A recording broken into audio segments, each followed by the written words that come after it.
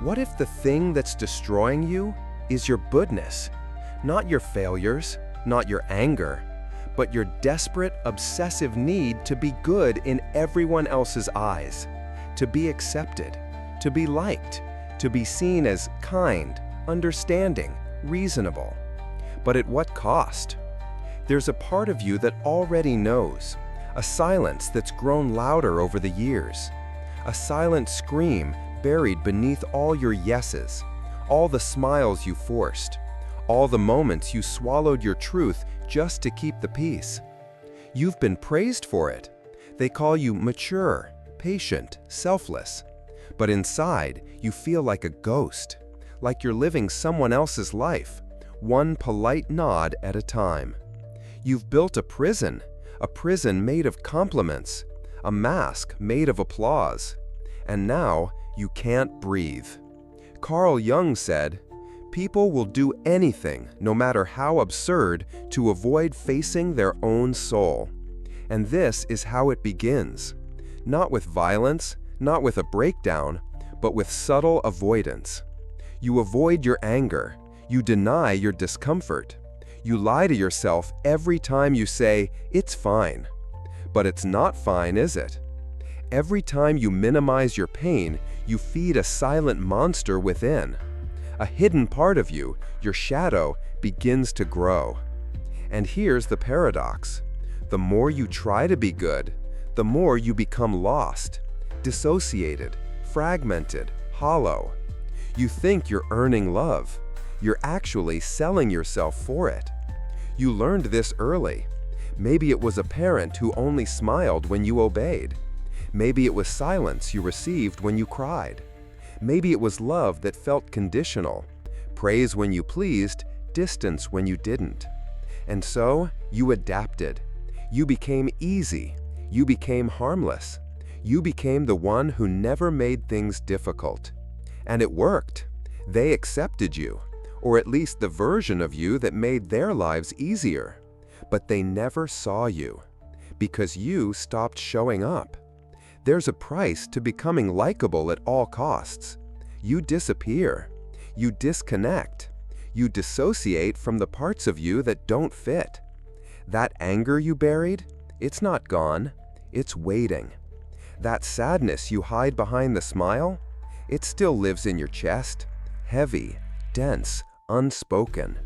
That voice that says no, you've silenced it so many times that now you can't even hear it anymore. You became addicted to acceptance. And like any addiction, it promised relief, but delivered decay. You shape-shifted for approval, but in the process, you abandoned your shape. And now, you feel tired in ways you can't explain, exhausted by your own performance. And maybe, just maybe, you're starting to suspect something terrifying. That your suffering isn't accidental, that it's a consequence, not of who you are, but of who you pretended to be. This is where the fracture begins. A child learning that being lovable means not being too much, too loud, too angry, too opinionated, too emotional, too real. So you cut pieces of yourself off. You trimmed your soul to fit into a life that wasn't built for wholeness. And now, you feel the emptiness, the echo of a self you no longer recognize. But here's the truth. The shadow you've been avoiding isn't your enemy. It's your signal, a mirror, a message from the parts of you still alive, still waiting, still angry you left them behind. And until you turn around, until you face the parts you've exiled, you'll keep living this half-life. Because the world doesn't reward truth. It rewards obedience. And the cost of obedience is your authenticity. You weren't born to be accepted. You were born to be whole. So I ask you this. Who are you trying to save by abandoning yourself? And what if that person was never real?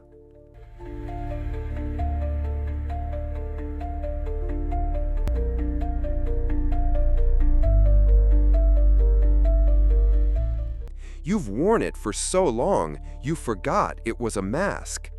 At first, it protected you.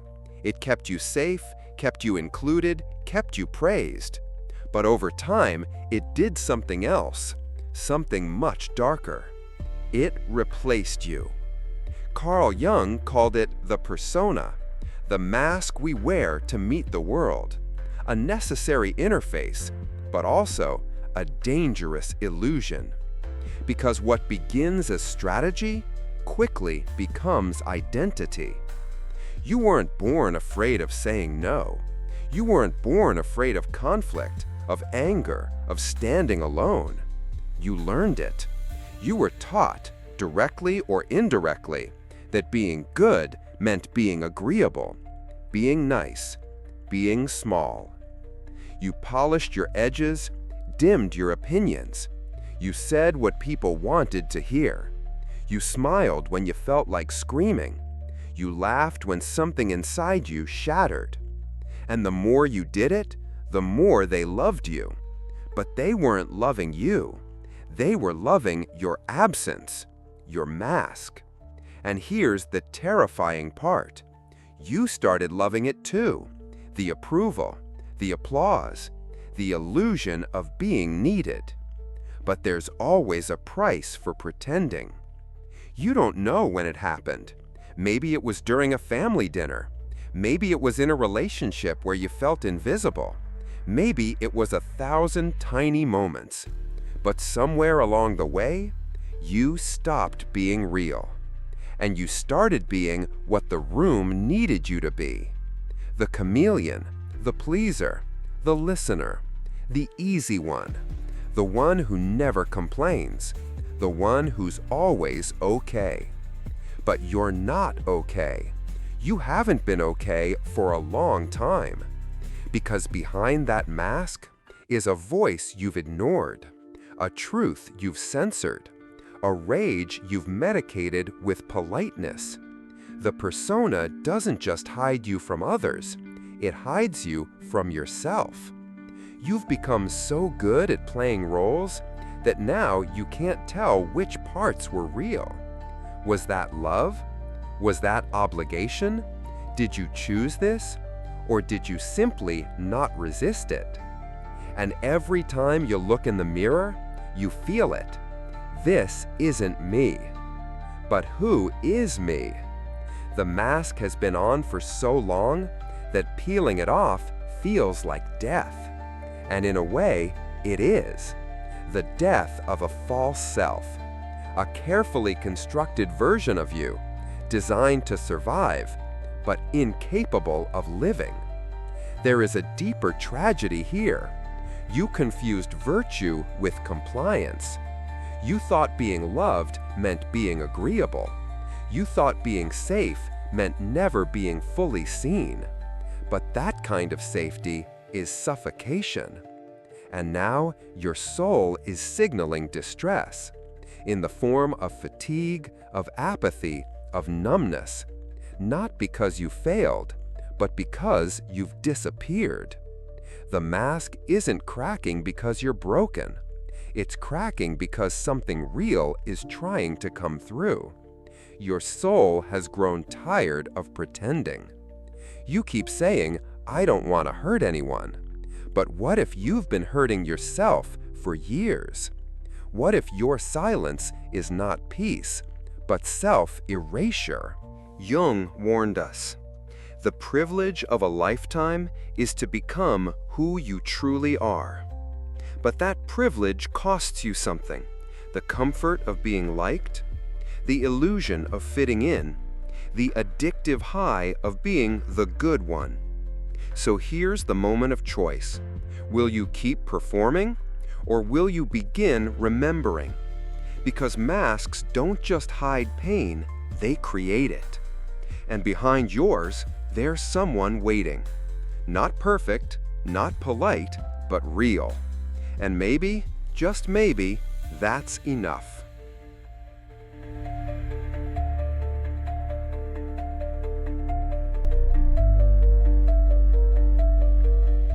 It didn't start with silence, it started with fear.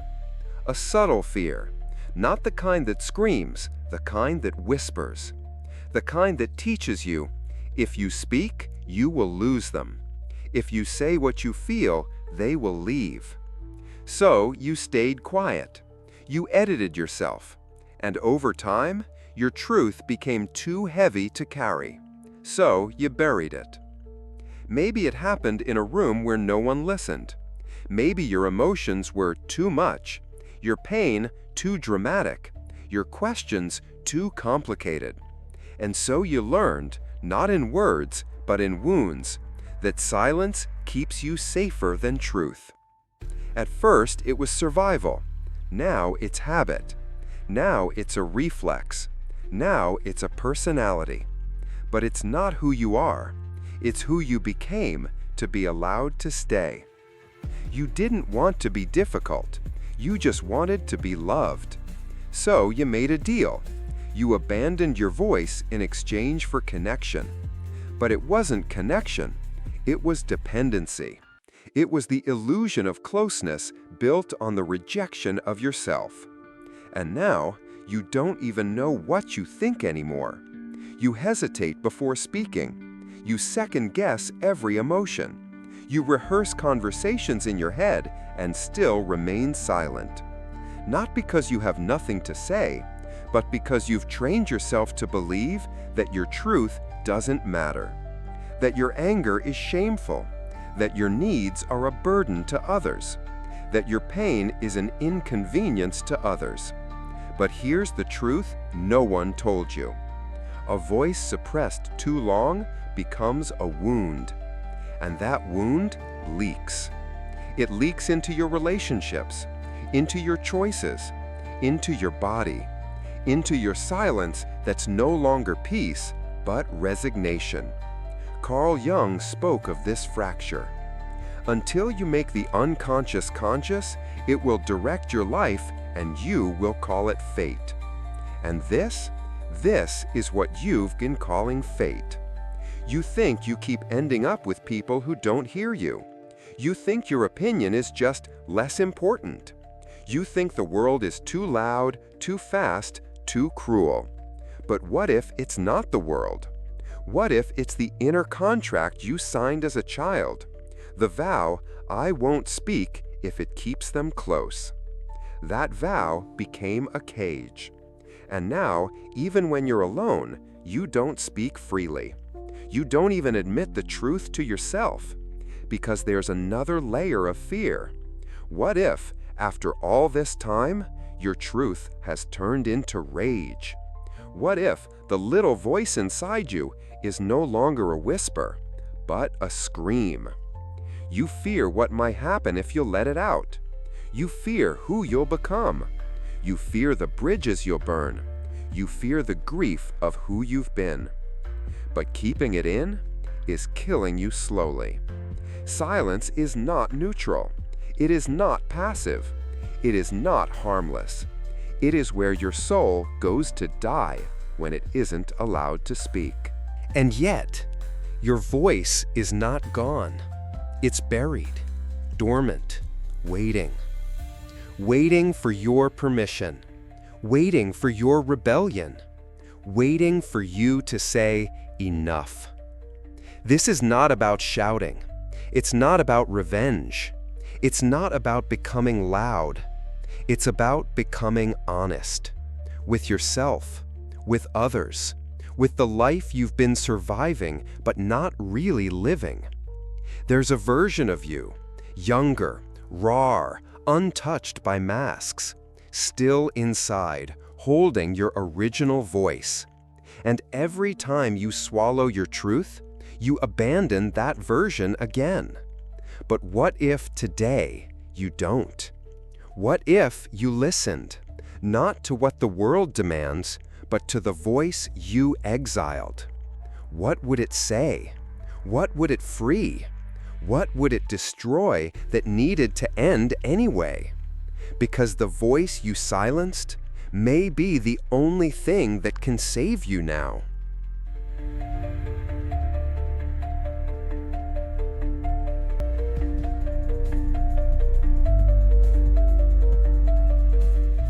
You thought you were in control. You thought you were choosing. But what if every pattern, every repeated pain, every collapse wasn't random?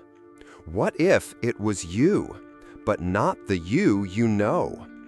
Carl Jung gave it a name, the shadow. Everything you reject in yourself, everything you repress, everything you deny because it doesn't fit the mask, it doesn't disappear. It waits, and then it acts, silently, strategically, ruthlessly. You've seen it. In the way you sabotage something just when it starts to work. In the way you lash out at someone you love and then feel hollow. In the attraction to people who treat you like you're disposable. In the jobs you lose, the peace you ruin, the cycle you swear you're done with but return to. That's not bad luck. That's programming. Unconscious, inherited, repeated. The child who never felt safe grows into the adult who creates chaos. The girl who was punished for speaking becomes the woman who lets herself be interrupted. The boy who had to earn love becomes the man who never believes he deserves it. This is the shadow at work. And the most terrifying part? It wears your face. You justify it. You explain it away. You tell yourself stories. I'm just emotional. I have bad taste. Maybe I don't deserve more. But deep down, you feel it. This isn't life. It's a loop. A loop designed by your forgotten self. You see, the parts of you you buried, they didn't die. They adapted. They went underground. And from there, they began to shape your life. In silence, through desire, through fear, through what Jung called unlived life. The shadow is a living part of the personality, and therefore wants to live with it in some form. And it will live with you, even if it has to destroy you to be seen. You've mistaken symptoms for identity, but they're signals. Your anxiety, your depression, your rage, your numbness, they're not flaws. They're messages. From the self you abandoned. From the shadow. It's not out to ruin you. It's out to restore you. But it doesn't speak in comfort. It speaks in chaos. And as long as you ignore it, it will continue to write your fate. People leave you the same way. You lose your power in the same arguments. You give yourself away and call it love. You disappear and call it peace.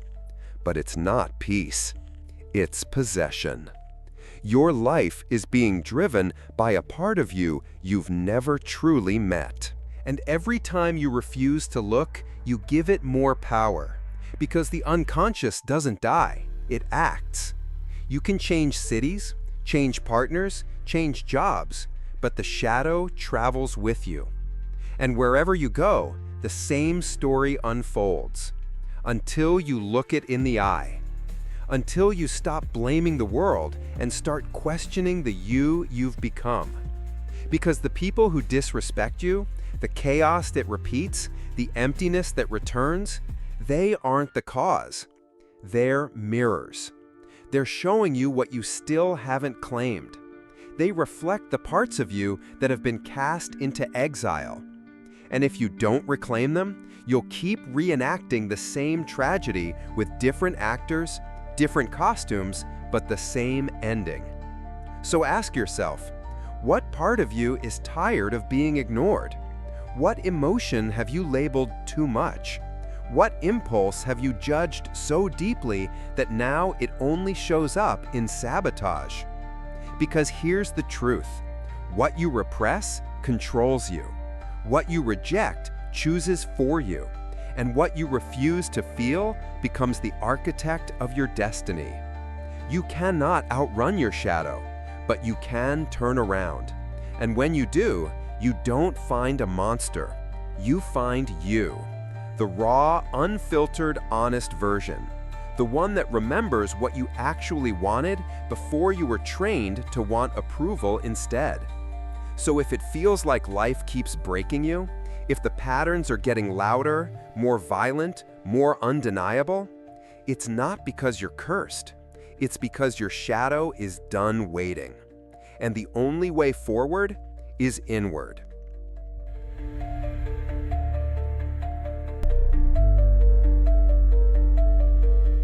You've been told your anger is dangerous, that it makes you unlovable, that it's something to manage, to suppress, to breathe through until it dies. But what if that was a lie?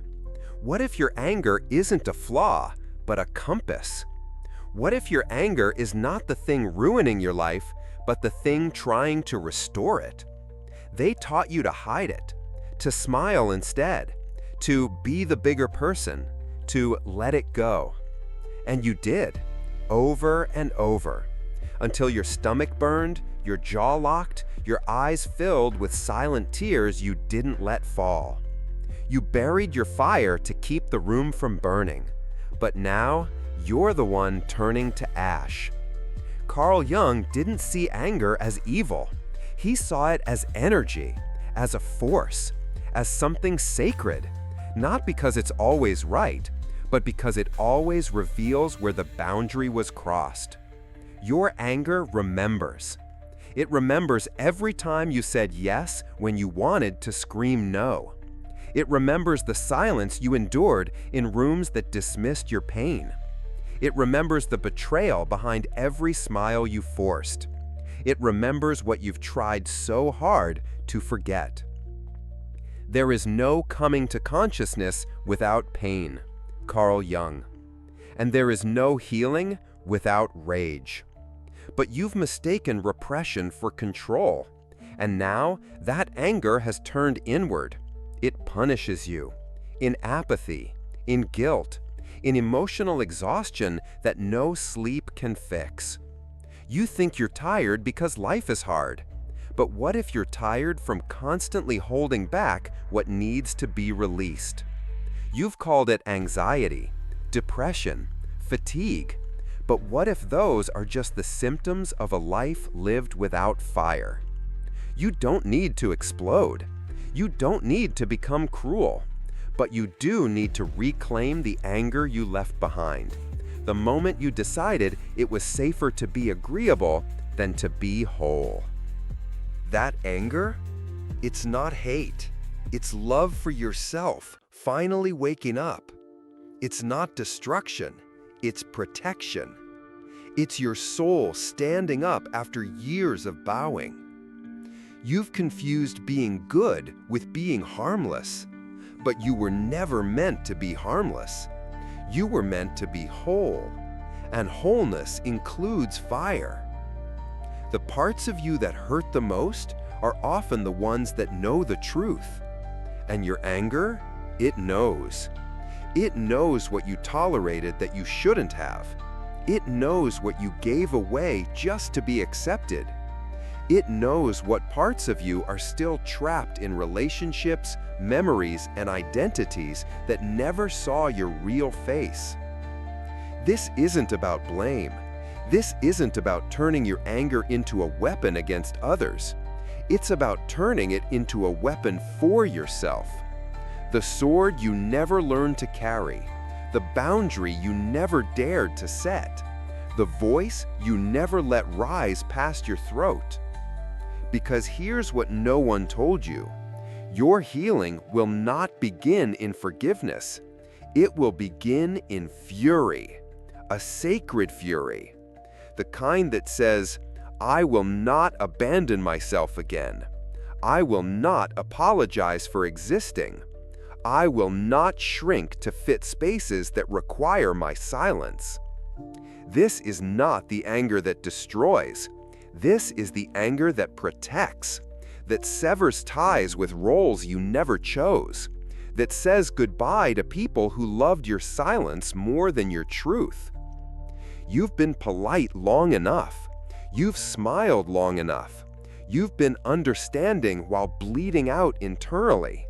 Now it's time to burn. Not the world, but the mask. Because underneath all that pain is a fire still alive. Not to consume you, to ignite you. So the next time the anger comes, don't silence it. Don't medicate it. Don't shame it. Ask it, what are you trying to save? Because that's the voice of your shadow becoming your ally. And if you listen closely, you might hear the words you were never allowed to say, but always needed to. I matter. I deserve more. I'm not afraid of being too much anymore.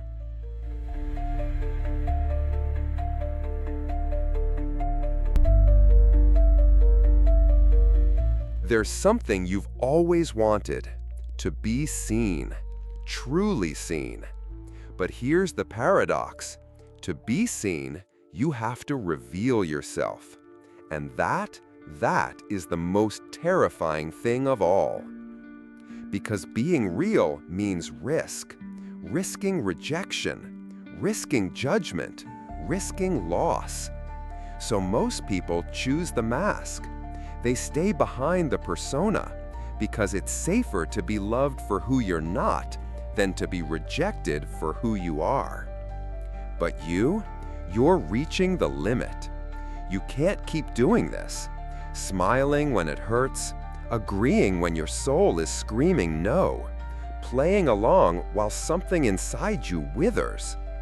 Your body knows it. Your silence is getting louder. Your soul is stirring, and it doesn't want applause anymore. It wants authenticity. But here's what no one told you. Authenticity costs you. You will lose people. You will confuse others. You will become too much for some and too different for others. You may even start to feel alone, because when you stop performing, you lose the audience that loved the show. And what's left? Stillness, space, discomfort, truth. That moment when you no longer belong to anyone's version of you. That moment when the fake smiles disappear and you meet yourself, raw, unfiltered, trembling, but alive. This is the spiritual threshold. Not some enlightenment, not some euphoric breakthrough, but a quiet, brutal moment when you choose to be you, even if it costs everything. Carl Jung wrote, "The privilege of a lifetime is to become who you truly are. But that privilege comes with a consequence. You will no longer fit. Not into roles, not into patterns, not into relationships built on your absence. You'll feel like a stranger, to them, to the world, even to yourself. Because for the first time, you are not performing, you are becoming. And becoming isn't graceful. It's awkward, it's messy, it's lonely, but it's real. There's power in choosing truth over approval, in letting go of being the good one in order to become the whole one. This doesn't mean you stop being kind. It means your kindness is no longer self-erasure. It means your yes is no longer reflex. It's a conscious offering, not a survival instinct. It means you can walk away from places that feel sacred but suffocating. It means you can say, "I love you, but I love me too." And sometimes that will end things. Sometimes that will look like loss. But here's the truth. You are not losing anything that loves your truth. You are losing what only loved your silence. So yes, it's risky to be real, to stop softening your edges for someone else's comfort, to say what you mean without dressing it up in apologies, to take off the mask and let them see you, even if they look away. But what you gain is everything: peace, clarity, alignment, And most of all, presence. The ability to walk into a room and not disappear. To be alone and not feel erased. To stand in your truth without shaking. That's not arrogance, that's integrity. And you can only find it on the other side of the mask. So here's the real question. Are you willing to be misunderstood in order to be real? Because in the end, that's the price of freedom.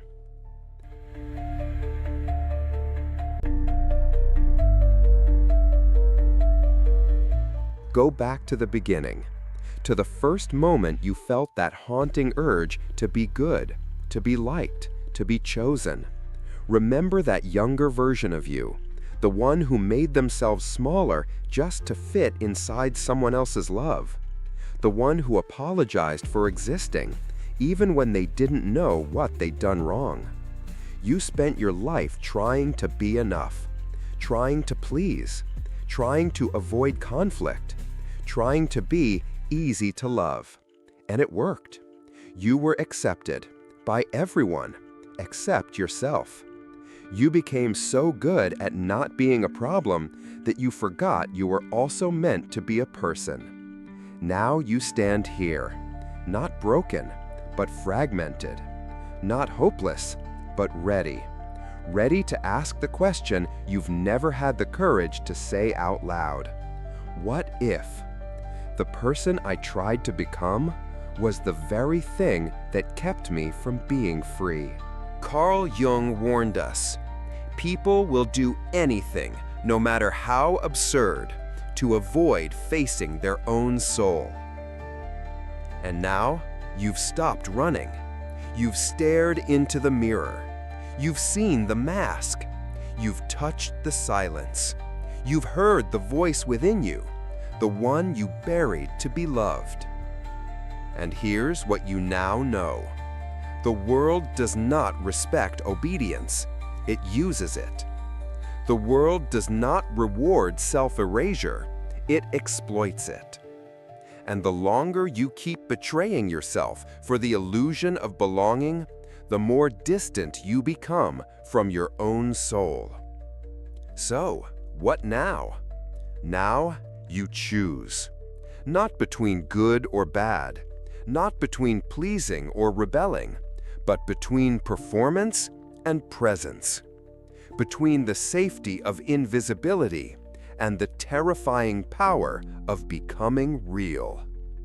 And that choice, no one can make it for you. But I'll leave you with this. You weren't born to be acceptable. You were born to be whole.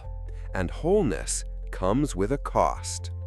The loss of false love, the death of the mask, the risk of standing alone.